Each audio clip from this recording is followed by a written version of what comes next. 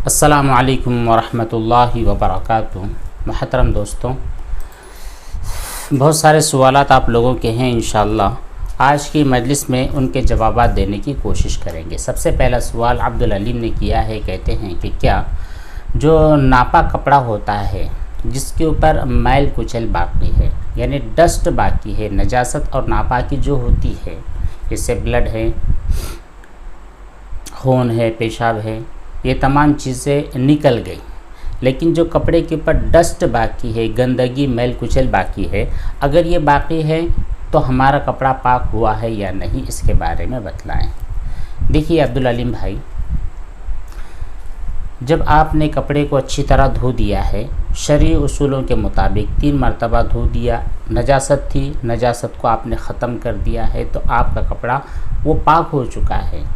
اب اس کے اوپر جو تھوڑی بہت ڈسٹ ہے یا پھر اتنا میل ہے کہ باقاعدہ کئی مرتبہ دھونے کے باوجود بھی وہ نہیں نکل رہا ہے، تو پھر وہ میل الگ ہوتا ہے، اس کی وجہ سے آپ کا کپڑا ناپاک نہیں سمجھا جائے گا، وہ پاک ہی ہو چکا ہے۔ لیکن ہمارا خیال یہ ہے کہ جب آپ نے 3 مرتبہ کپڑے کو اچھی طرح دھو دیا ہے، اچھی طرح نچوڑ بھی لیا ہے، تو پھر ناپاکی اور نجاست کے ساتھ وہ جو میل کچل ہوتا ہے وہ بھی ریموو ہو جاتا ہے۔ خیر، اگر نہیں بھی ریموو ہوا ہے تب بھی نجاست کے ختم ہونے کی وجہ سے آپ کا کپڑا پاک ہو چکا ہے۔ محمد ادریس کہتے ہیں کہ مفتی صاحب، یہ جو غسل جنابت ہوتا ہے، تو اس غسل جنابت میں نہا رہا تھا، تو نہانے کے درمیان میں پیشاب آیا، میں نے پیشاب کیا پھر نہا لیا، تو ایسا ٹینشن اس میں کچھ دوسرا مفتی صاحب مجھے۔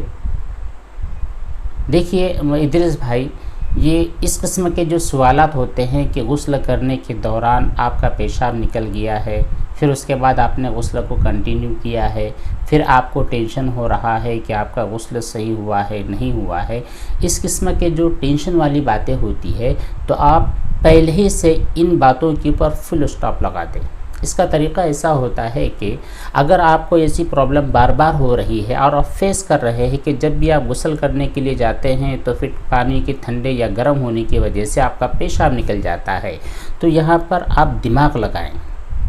کام یہ آپ کو کرنا ہے کہ غسل شروع کرنے کے جسٹ پہلے 1-2 منٹ پہلے آپ کو واش روم چلا جانا ہے، وہاں پر پیشاب سے فارغ ہو جانا ہے، ٹھیک ہے۔ یہ آپ 1 2 4 5 مرتبہ آپ یہ کیجئے، اس کے بعد خود آپ محسوس کرو گے کہ اب غسل کے دوران آپ کے پیشاب کا قطرہ نہیں نکل رہا ہے،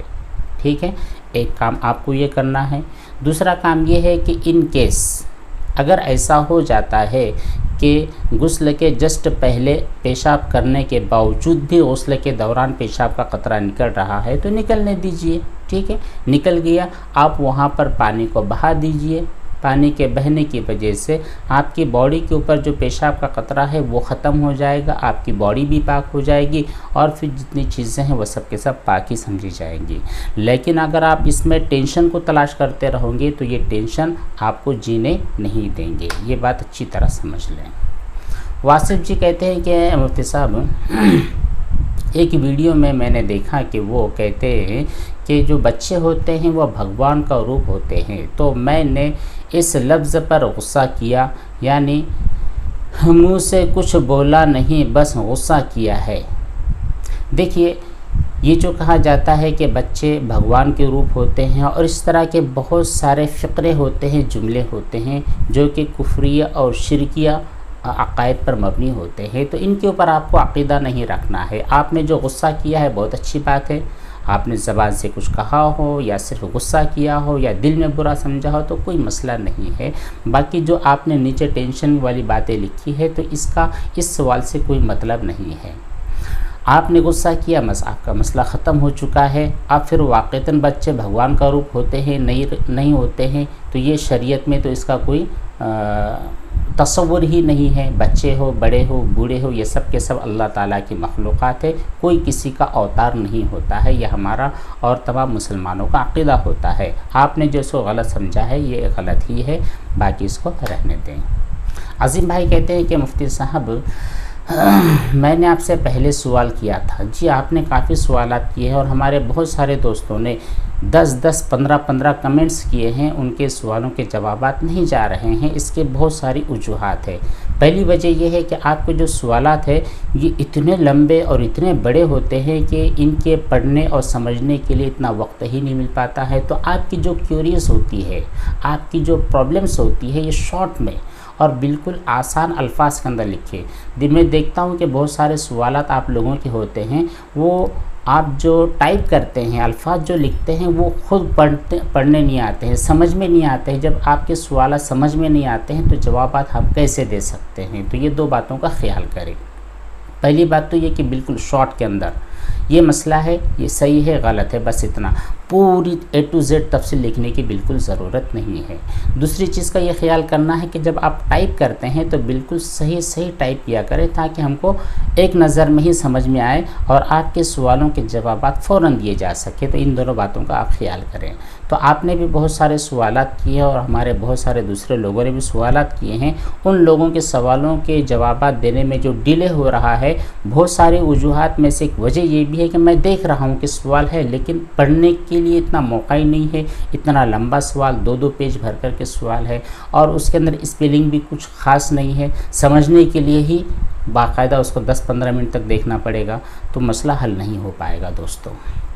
تو بھائی عظیم نے کہا ہے کہ میں نے پہلے بھی آپ سے سوال کیا تھا کہ جس کا جواب آپ نے دے دیا، ٹھیک ہے، جب دے دیا تو کوئی مسئلہ نہیں ہے، دے دیا تھا جس میں نے پوچھا تھا کہ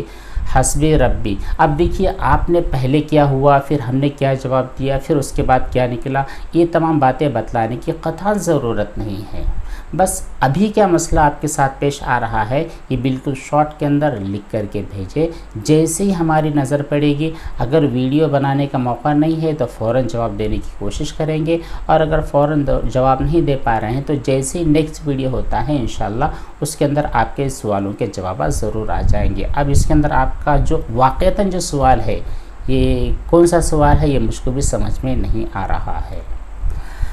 بشیر بھائی کہتے ہیں کہ السلام علیکم مفتی صاحب، آئی ایم فرام، جی مفتی صاحب کہتے ہیں کہ میں OCD کی مریض ہوں، مجھے ہینڈ واش کا مسئلہ ہے۔ دیکھیے ہینڈ واش کا جو مسئلہ ہوتا ہے یہ OCD کے پیشنٹس میں زیادہ ہوتا ہے اور سب سے پہلا یہی مسئلہ ہوتا ہے۔ اسی مسئلے کے بارے میں ہم نے بہت سارے ویڈیوز بنائے ہیں، بہت سارے دوستوں کے جو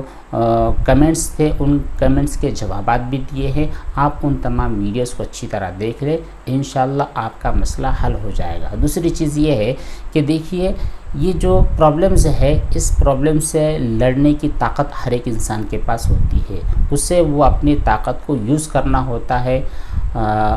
اور اس کے بعد اللہ تبارک و تعالیٰ سے خصوصی دعائیں مانگنی ہوتی ہے۔ اور یہ جو شرعی اصول ہوتے ہیں کہ آپ اپنے ہاتھوں کو کیوں دھو رہے ہیں،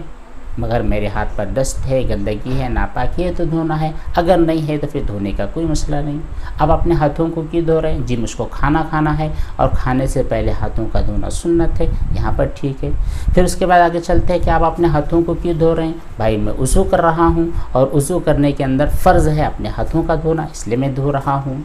آگے چلتے ہیں کہ آپ غسل کر رہے ہیں، غسل کرنے سے پہلے آپ اپنے دونوں ہاتھوں کو دھو لیتے ہیں، کیوں دھوتے ہیں کہ بھائی یہ سنت ہے۔ تو جہاں جہاں پر چیزیں سنت ہوتی ہیں، واجب ہوتی ہیں، فرض ہوتی ہے، وہاں پر آپ ہاتھوں کو دھوئیں، اور جہاں پر کچھ نہیں ہے، مثال کے طور پر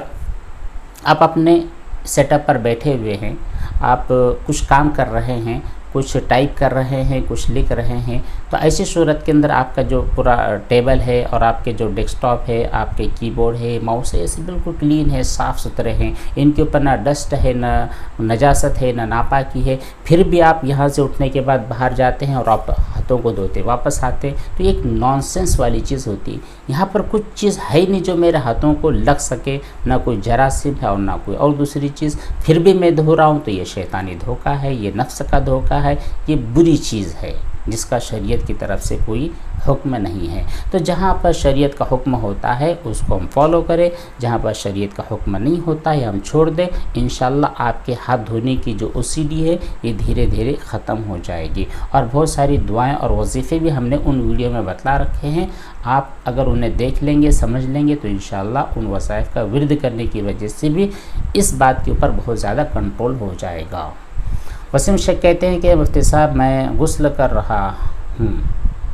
ساتھ میں ناپاک انڈر پینٹ دھو رہا تھا، پانی ڈالنے پر ایک ہاتھ ٹچ ہوا اس سے پھر میں نے مگ نکالنے. دیکھیے اتنی تفصیل بتلانے کی ضرورت نہیں ہے. مسئلہ کیا ہو گیا کہ آپ نے پیشاب کیا, آپ نے غسل کیا, غسل کے دوران آپ کے پیشاب کا قطرہ نکل گیا, پھر آپ نے اس انڈر ویئر کو دھویا اور اسی ہاتھ سے مگ کو پکڑ لیا, تو آپ کا مگہ پاک ہے یا ناپاک, بس اتنی بات پوچھیں. تو دیکھیے آپ کا وہ جو مگہ ہے, یہاں پر دیکھنا یہ ہے کہ جب آپ نے اس نجاست والی جو چیز تھی, جو بھی کپڑے وغیرہ تھے, جب آپ نے اس کو دھو لیا ہے تو دھونے کی وجہ سے آپ کے ہاتھ بھی پاک ہو چکے, وہ جو چیز تھی جس کو آپ صاف کر رہے تھے وہ بھی صاف ہو گئی, آپ کے ہاتھ بھی پاک ہو گئے. اب اس کے بعد پوری دنیا کے اندر آپ اپنے ہاتھوں کو پھیلا دیں, کوئی بھی چیز ناپاک ہونے والی نہیں ہے. عبدالعلیم کہتے ہیں کہ کیا نفاس والا جو ناپاک کپڑا ہوتا ہے پھر ہم بستری کیے ہوئے جو ناپاک بدن ہے اور نہانے نہیں ہے, ناپاک بدن میں ہی کپڑے دھوئیں گے تو پاک ہو جائیں گے. اگر کپڑے آپ کی باڈی پر ہے, آپ کا یہ کپڑا ہے یا آپ کی جو پینٹ ہے, ازار ہے, وہ ناپاک ہے, اور ویسے ہی آپ شاور لے رہے ہیں, شاور لیتے ہوئے اتنی کثرت سے پانی آپ کی باڈی پر گیا ہے, آپ کے کپڑوں پر گیا ہے کہ اس نجاست کو بھی اس نے ختم کر دیا ہے, ریموو کر دیا ہے. یہ کنڈیشن ایسی صورت میں ہو سکتی ہے کہ آپ جاری پانی میں نہا رہے ہیں. جاری پانی مطلب ایک اوپر سے شاور ہے اور وہ کنٹینیو بہہ رہا ہے, بہنے کی وجہ سے آپ کے کپڑے پر کی نجاست بھی ختم ہو رہی ہے, یا پھر آپ ان ناپاک کپڑوں کے ساتھ کسی نہر میں, کسی تالاب میں نہا رہے ہیں, وہ پانی آپ کے کپڑوں پر اور آپ کے بدن پر لگ کر اتنا بہہ رہا ہے کہ اس نے نجاست کو بھی بہا لیا ہے. ایسی کنڈیشن میں آپ کے کپڑے پاک ہوں گے. دوسری چیز یہ کہ اگر آپ مگے کے سسٹم سے نہا رہے ہیں, آپ کے پاس بالٹی ہے, پھر مگا لے رہے ہیں, سر پر ڈال رہے ہیں, تو وہاں پر ایسی صورت میں آپ کی باڈی بھی اور وہ جو آپ کا کپڑا ہے دونوں بھی چیز پاک نہیں ہونے والے ہیں, کیونکہ وہاں پر جو ناپاکی کے دھونے کی جو شرط ہے کہ آپ ان کو اچھی طرح دھوئیں گے, 3 مرتبہ دھوئیں گے, 3 مرتبہ نچوڑیں گے, یہ چیز وہاں پر پائی نہیں گئی ہے. واصف فیصل کہتے ہیں کہ مفتی صاحب اگر شوہر عورت کو ہم بستری کے لیے کہے اور عورت منع کر دے اور عورت کہے کہ بار بار نہ کہا کریں, اس طرح عورت گنہگار ہوتی ہے یا نہیں ہوتی ہے؟ دیکھیے جو عورت ہوتی ہے, بیوی ہوتی ہے, اس کی ذمہ داری ہوتی ہے کہ خاوند, اس کا شوہر جب بھی اسے کہے تو اس کو آ جانا چاہیے. کچھ صورتیں ایسی ہوتی ہیں جہاں پر نہیں جانا چاہیے. وہ صورتیں کون سی ہے؟ اگر عورت سخت بیمار ہے, بستری کرنے کی وجہ سے اور وہ زیادہ بیمار ہو جائے گی, ویکنیس بڑھ جائے گی, یا پھر وہ ماہواری کی حالت میں ہے, یا پھر کچھ ایسی پریشانی اس کے ساتھ لاحق ہے کہ وہاں پر وہ بھی شوہر سے بھی ہم بستر نہیں ہو سکتی ہے, تو ایسی کنڈیشن میں وہ منع کر دے تو وہ منع کرنے کی صورت میں وہ گنہگار نہیں ہوگی. لیکن اگر عورت مکمل فٹ ہے, ہر طرح سے بالکل صحت مند ہے, کوئی پریشانی نہیں ہے, نہ شرعی عذر ہے نہ جسمانی عذر ہے, تو ایسی صورت کے اندر اگر وہ جان بوجھ کر شوہر کی خواہش کو پورا نہیں کرتی ہے تب کہیں جا کر کے وہ گنہگار ہوتی ہے. اگلا کمنٹ ہے کہ حضرت السلام علیکم, میرا نام سید شہیر ہے اور ایک میرا مسئلہ یہ ہے کہ جب میرا نائٹ فال یا کچھ ناپاکی صاف کرنے جاتا ہوں تب چھینٹے نیچے اور دیوار پر پڑ جاتے ہیں. میں نے سنا ہے کہ ناپاک ہو جاتے ہیں, تو میں غسل کرنے کے کیسے پاک کروں؟ دیکھیے اگر آپ کسی کپڑے کو دھو رہے ہیں جو کہ ناجس ہو چکا ہے, ناپاک ہو چکا ہے, اس کو دھو رہے ہیں, ہم نے کئی مرتبہ بتلایا ہے اور ہمارے پاس ایسی آڈینس ہے جو کہ شک اور وہم کے جو مریض ہوتے ہیں اکثر و بیشتر وہی لوگ ہوتے ہیں, تو ان کو سمجھانے کے لیے ہم نے کہا ہے کہ بھائی دیکھیے جب آپ کے پاس آپ جانتے ہیں کہ یہ چیز ناپاک ہے تو آپ اس کو بالکل احتیاط اور اطمینان کے ساتھ دھوئیے نا. اس کا طریقہ کیا ہوگا کہ بس اتنا حصہ, یہ پورا کپڑا ہے جس کا صرف اتنا حصہ ناپاک ہے, تو اس ناپاک والے حصے کو آپ بالکل ایسا نیچے آپ کسی بڑی جگہ پر, اونچی جگہ پر کھڑے ہو جائیں اور ایسے اس کو نیچے لٹکا دے, اور جو آپ کا نل ہے اس کو آن کر دے اور اس آن نل کے نیچے اس کو اچھی طرح دھو لے, 1 2 3 مرتبہ دھو لے, تو وہ جو نجاست والا حصہ ہے, ناپاکی والا حصہ, یہ پاک ہو جائے گا اور چھینٹے بھی آپ کے بدن پر نہیں اڑیں گے. جب چھینٹے بدن پر نہیں اڑیں گے تو یہ جو آپ کو وہم اور وسوسے ہوتے ہیں کہ میری دیوار ناپاک ہو گئی, پھر میری بالٹی ناپاک ہو گئی, پھر میرا جو کموڈ تھا وہ ناپاک ہو گیا، پھر میری فلاں چیز ناپاک ہو گئی، ان تمام جھنجھٹوں سے، ان تمام پریشانیوں سے آپ بچ جاؤ گے۔ دوسری بات یہ اگر اڑ جاتے ہیں چیٹی تو کیا، اگر دیوار پر اڑ جاتے ہیں، آپ کی جو دیواریں ہوتی ہیں وہاں پر اڑے ہیں اور اڑنے کے بعد وہ سوکھ گئے ہیں ہوا سے یا دھوپ کی وجہ سے اور اس کا کوئی اثر باقی نہیں ہے، تو وہ آپ کی دیواریں پاک ہو چکی ہے۔ بالٹی پر اڑ گئے ہیں تو بالٹی کو دھو لے، باہر سے دھو لے، اندر سے دھونے کی ضرورت نہیں ہے۔ اگلا ایک سوال صاحب نے کیا ہے، کہتے ہیں کہ کیا اگر کوئی آدمی جانتا ہے کہ چوری کرنا غلط ہے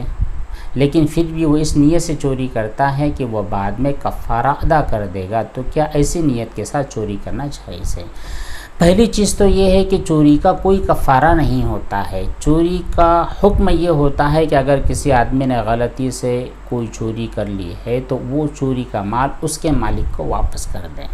ٹھیک ہے؟ ایسا نہیں کہ آپ نے چوری کر لیا اور بعد میں کچھ صدقہ دے دیا، زکوٰۃ دے دیا اور بعد میں کچھ اللہ کے راستے میں صدقہ خیرات کر دیا تو آپ کا یہ گناہ معاف ہو گیا، ایسا نہیں ہوتا ہے۔ چوری چوری ہوتی ہے اور وہ جو مال ہوتا ہے اس مال کو اس کے مالک تک پہنچانا ضروری ہوتا ہے۔ پھر اگر کوئی آدمی اس نیت سے چوری کر رہا ہے کہ میں ابھی چوری کر لوں گا، میرا کام نکال لوں گا، بعد میں اس کے مالک کو دے دوں گا، تو یہ بھی جائز نہیں ہے۔ ہاں، اگر آپ کو ضرورت ہے تو جس آدمی کا مال ہے اس سے اجازت لے لیجئے، اس سے مانگ لیجئے کہ مجھ کو 10,000 روپے کی ضرورت ہے، آپ دے دو، میں آپ کو 10 دن کے بعد، 15 دن کے بعد، 2 سال کے بعد لوٹا دوں گا۔ اگر وہ آدمی رضامند ہوتا ہے، اس کے پاس اتنا کیش ہے تو آپ کو دے دے گا، آپ کا مسئلہ ہو جائے گا، چوری کے گناہ سے بچ جائیں گے۔ لیکن اگر کوئی آدمی اس نیت سے چوری کرتا ہے کہ میں بعد میں اس آدمی کو دے دوں گا، تو یہ چوری کرنا جائز نہیں ہے، سخت گناہ ہے۔ اگر ایسا کر لیا ہے کسی آدمی نے تو فوراً اس کے لیے ضروری ہے کہ اتنی رقم جس آدمی سے اس نے لیا ہے یا جو چیز چوری کی ہے اس چیز کو واپس کر دے، اللہ سے بھی معافی مانگے، اس بندے سے بھی معافی مانگ لے۔ بس اتنے سوالات، ان کے علاوہ اور جو آپ کے کمنٹس ہے